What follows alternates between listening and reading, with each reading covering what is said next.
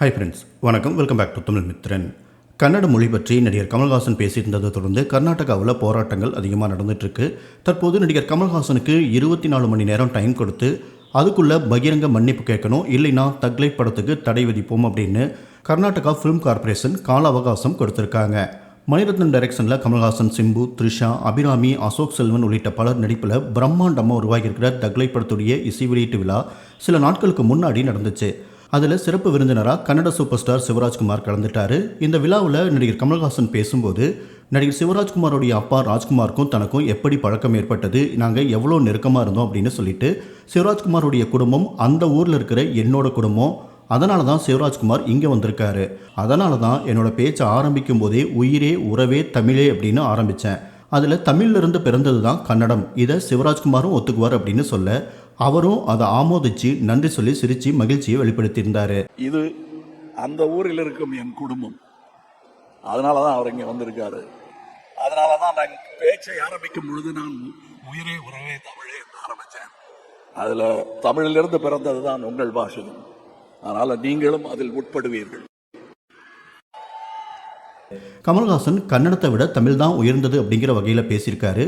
அவரோட ஆணவ பேச்சு கர்நாடகாவில் வாழ்கிற 6.5 கோடி மக்களை அவமானப்படுத்துகிற வகையில் இருக்குது அப்படின்னு சொல்லி அங்கே போராட்டம் பண்ணுறது, கமல் சாரோட உருவ பொம்மைகளை எரிக்கிறது, கருப்புமை பூசுறது அப்படின்னு பல வகைகளில் கலவரம் பண்ணிட்டு இருக்காங்க. மேலும் கர்நாடக முதலமைச்சர் சித்தராமையா உள்ளிட்ட அரசியல் தலைவர்களும் கமல்ஹாசனுடைய பேச்சுக்கு கடுமையான கண்டனங்களை தெரிவிச்சிட்டு இருக்காங்க. இதை தொடர்ந்து கமல்ஹாசன் மன்னிப்பு கேட்டே ஆகணும், இல்லைன்னா அவரோட படம் கர்நாடகாவில் ரிலீஸ் ஆக விடவே மாட்டோம் அப்படின்னு எச்சரிக்கை விடுத்திருக்காங்க. இதுக்கப்புறமா கமல் சார் கேரளாவில் நடந்த தக்லைஃப் ப்ரமோஷன் ஈவெண்ட்டில் பேசும்போது, நான் என்ன பேசினனோ அது அன்பால் தான் நான் பேசினேன். தமிழ் மற்றும் கன்னடம் பற்றி ஏகப்பட்ட வரலாற்று ஆதாரங்கள் இருக்குது, ஆனால் எனக்கு எதுவும் தெரியாது. தமிழ்நாட்டில் ரெட்டி, மேனன், கன்னட ஐயங்கார் அப்படின்னு எல்லாருமே முதலமைச்சர்களாக இருந்திருக்காங்க.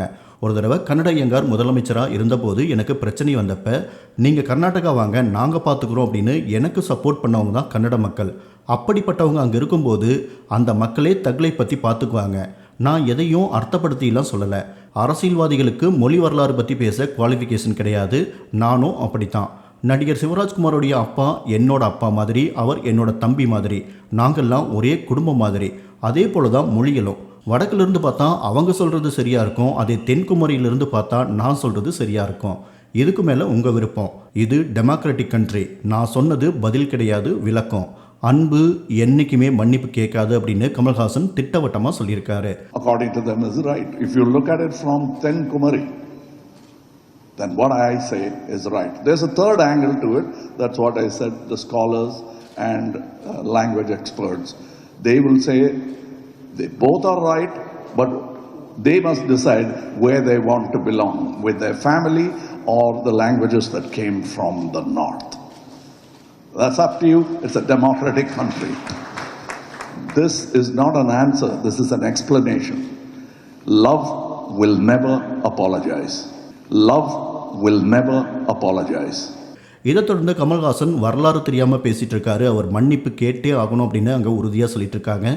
இந்த நிலையில் கமல்ஹாசனுக்கு KFCC, அதாவது கர்நாடக திரைப்பட வர்த்தக சபை 24 மணி நேரம் கெடு விதிச்சு, அதாவது மே மாதம் 30ஆம் தேதி இன்னைக்குள்ள கமல்ஹாசன் பகிரங்க மன்னிப்பு கேட்டே ஆகணும், அப்படி இல்லைன்னா தக்லைஃப் படம் கர்நாடகாவில் வெளியிட தடை விதிக்கப்படும் அப்படின்னு உறுதியாக சொல்லியிருக்காங்க. இன்னொரு பக்கம் தக்லைஃப் படத்துடைய தயாரிப்பாளர்களான கமல்ஹாசன் மற்றும் மணிரத்னம் கர்நாடகா தியேட்ரிக்கல் ரைட்ஸை ராக்லைன் வெங்கடேஷ் அப்படிங்கிற டிஸ்ட்ரிபியூட்டருக்கு 15 கோடி ரூபாய்க்கு விற்றுருக்காங்க. இதனால் தற்போது ராக்லைன் வெங்கடேஷ் இந்த விவகாரத்தில் சமரசம் ஏற்படுத்தி படத்தை ரிலீஸ் பண்ண கடுமையாக முயற்சி பண்ணிட்டு இருக்காரு. ஆனால் சூழ்நிலை எப்படி இருக்குது அப்படின்னா, கமல் சார் மன்னிப்பு கேட்கலன்னா கர்நாடகாவில் படம் ரிலீஸ் ஆக வாய்ப்பே கிடையாது அப்படின்னு இருக்குது. இன்னொரு பக்கம் மன்னிப்புங்கிற வார்த்தையே அகராதியில் கிடையாது, அதுவும் நான் அன்பால் பேசின பேச்சுக்கு மன்னிப்புலாம் கேட்கவே முடியாது அப்படிங்கிற நிலை தான் கமல் சாரோடது. இப்படி ஒரு சூழ்நிலையில் 15 கோடி ரூபாய் நஷ்டம் ஆனாலும் சரி, அதை இன்னொரு படத்தில் பார்த்துக்கலாம் அப்படிங்கிற முடிவோடு தான் இருக்கார். கமல் சார் மன்னிப்பெல்லாம் கேட்கவே மாட்டார் அப்படின்னு அவருக்கு நெருக்கமானவங்க சொல்லிட்டு இருக்காங்க.